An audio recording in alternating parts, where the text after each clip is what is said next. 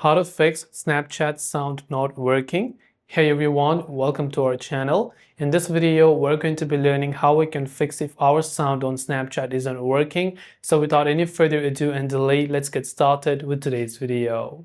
If Snapchat sound is not working, maybe whenever you're trying to open up Snapchat and take a certain snap, make sure first of all that you have not set the volume to mute, because sometimes when you set the volume to mute whenever you're viewing somebody else's snap, that could be the reason why you're not being able to hear the sound. So make sure that is not the case.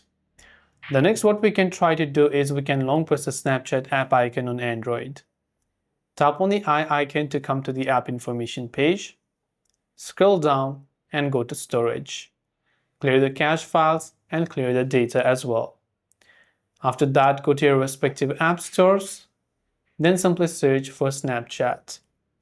Check if the Snapchat app has any type of update available, and if it does, then do make sure to update it to the latest version.